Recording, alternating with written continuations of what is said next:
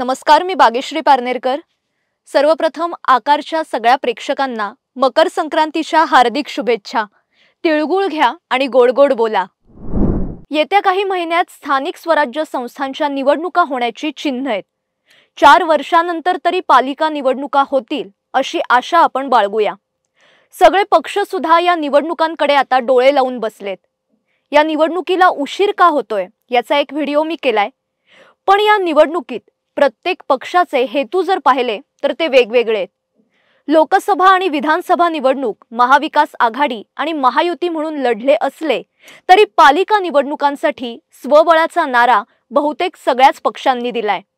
म्हणजे सगळे पक्ष स्वतंत्र लढणार असं चित्र आत्ता तरी आहे। कसे पण लढा, पण एकदाच्या निवडणुका घ्या असं झालंय। एकदाचं दूध का दूध पाणी का पाणी होऊनच जाऊ द्या। प्रत्येकाला पालिकांवर आपला झेंडा फडकवायचा आहे आणि तशी तयारी पण आता सुरू झाली आहे। आपल्याला एकीचं बळ हे लहानपणापासून शिकवलं जातं। म्हणजे ती गोष्ट आपल्याला माहिती आहे।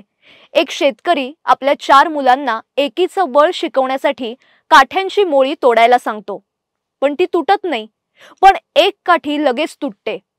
यावरून एकीचं बळ लक्षात येतं। पण महाराष्ट्राच्या राजकारणात महायुती आणि महाविकास आघाडीत 3 पक्ष एकत्र आहेत। महाविकास आघाडीत पाहिलं तर 3 पक्षांनी एकमेकांना खिळखिळ करून टाकलंय। त्यामुळे त्यांना एकीचं बळ नाही तर स्वबळ आता महत्त्वाचं वाटतंय। मुंबईसह नागपूर महापालिका आम्ही स्वबळावर लढू, काय होईल ते होईल, एकदा आम्हाला पाहायचंच आहे। नागपूरलाही आम्ही स्वबळावर लढणार आहोत।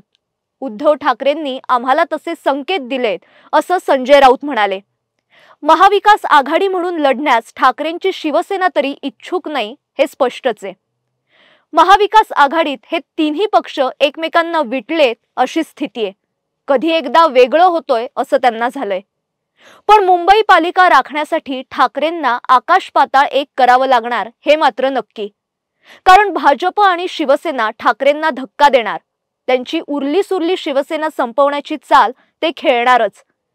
घराला वाळवी लागली की त्याचं समूळ उच्चाटन करणं गरजेचं असतं, नाहीतर ती संपूर्ण घराला पोखरत जाते। ठाकरेंना पक्ष उभारणीसाठी सखोल स्वच्छतेची गरज होती, मात्र त्यांनी त्याकडे दुर्लक्ष केलं। त्यामुळे किती जण उरले हे मोजण्याची वेळ ठाकरेंवर आली तर आश्चर्य वाटण्याचं काही कारण नाहीये। ठाकरेंसाठी मुंबई पालिका म्हणजे सोन्याचं अंड देणारी कोंबडी आहे। ती हातातून गेली तर त्यांना पुन्हा उभं राहणं अवघड आहे। आता इकडे राष्ट्रवादीकडे जर पाहिलं तर स्थानिक स्वराज्य संस्थांच्या निवडणुकीच्या पार्श्वभूमीवर दोन्ही राष्ट्रवादीची एकत्र येण्याची चर्चा चालली आहे। म्हणजे अनेक नेते, कार्यकर्ते, आमदार, पदाधिकारी यांनी तशी इच्छा तरी बोलून दाखवली आहे। आता शरद पवार अजित पवारांसोबत जाणं म्हणजे अप्रत्यक्षरित्या भाजपसोबत जाणंच आहे।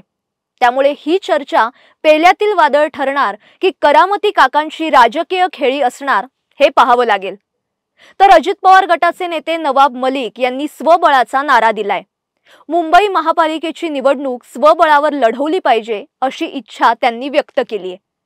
आतापर्यंत मुंबईत राष्ट्रवादीचे 14 पेक्षा अधिक नगरसेवक निवडून आले नाहीयेत।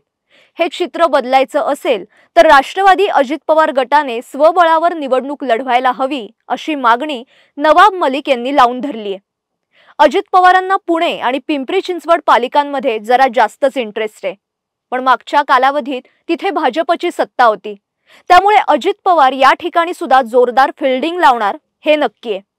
आता या सगळ्यात काँग्रेस कुठेच दिसत नाहीये। मुळात सगळीकडेच काँग्रेसला आता एकटं पाडलंय।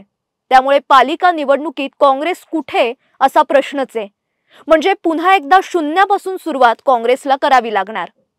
आता महायुतीतल्या भाजप आणि शिवसेनेचा विचार करू। भाजपला विधानसभेत घवघवीत यश मिळाल्याने कार्यकर्त्यांमध्ये जरा उत्साह दिसतोय। त्यामुळे पालिका निवडणुका स्वबळावरच लढवल्या पाहिजे अशी भूमिका कार्यकर्त्यांची आहे। भाजपने पुणे, नागपूर, नाशिक, पिंपरी चिंचवड अशा मोठ्या महापालिकांवर एक हाती सत्ता गाजवली आहे। पण मुंबई पालिकेवर भाजपला अजूनही एक हाती सत्ता मिळवता आली नाहीये।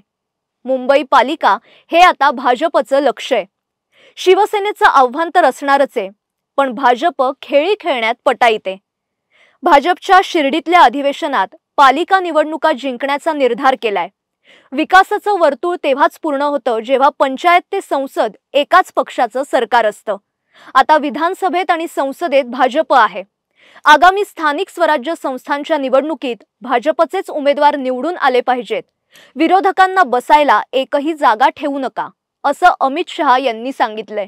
महायुतीने विधानसभेत जसा विजय मिळवला तसा विजय स्थानिक स्वराज्य संस्थांमध्ये मिळवायचा आहे, असा निर्धार मुख्यमंत्री देवेंद्र फडणवीस यांनी व्यक्त केला.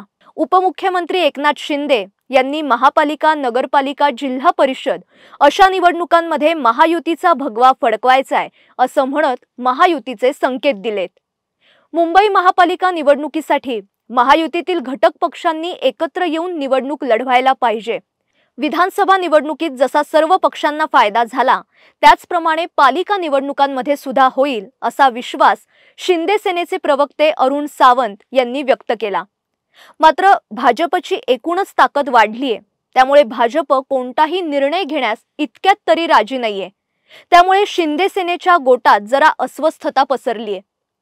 पण भाजपला मुंबई पालिका जिंकायची असेल तर शिवसेनेची मदत लागणारच आहे आणि शिवसेनेला सुद्धा भाजपची मदत लागणार आहे. एकमेकांच्या मदतीशिवाय जिंकणं जरा अवघडच आहे, कारण मुंबई आणि ठाण्यात शिवसेनेचा वरचष्मा आहे आणि सध्या तिथे भाजपचे सुद्धा आमदार आहेत. आणि आता इकडे मनसेने सुद्धा विधानसभेतली पराभवाची धूळ झटकून पालिका निवडणुकीसाठी तयारी सुरू केली आहे. येत्या काही दिवसात पक्ष रिफॉर्म करण्याचा निर्णय राज ठाकरेंनी घेतलाय. आता प्रत्येक पक्ष आपापली ताकद आजमावून पाहणार आहे. म्हणजे लोकसभा, विधानसभा तर झालेल्या आहेत, आता आपलं घर नीटनेटकं करण्यावर प्रत्येक पक्ष भर देणार आहे. महाविकास आघाडीतील ठाकरेंची शिवसेना, काँग्रेस आणि शरद पवारांची राष्ट्रवादी हे स्वबळावर लढणार हे जवळपास निश्चित झालंय. महायुतीत सुद्धा तिन्ही पक्ष शक्य तेवढे वेगळे लढण्याची शक्यता अधिक आहे. यामुळे आगामी स्थानिक स्वराज्य संस्थांची निवडणूक ही 6 पक्षांमध्ये होण्याची चिन्ह आहे. पण येणाऱ्या काळात राजकीय गणितं बदलली तर युती किंवा आघाडी होऊ शकते, हे मात्र नक्की. पण या निवडणुकांमध्ये खऱ्या अर्थाने दूध का दूध आणि पाणी का पाणी होणार, हे मात्र नक्की. तुर्तास मी इथेच थांबते, पण अशाच नवीन विषयासह पुन्हा भेटूया. तोपर्यंत स्वतःची काळजी घ्या आणि पाहत रहा आकार DG9. नमस्कार.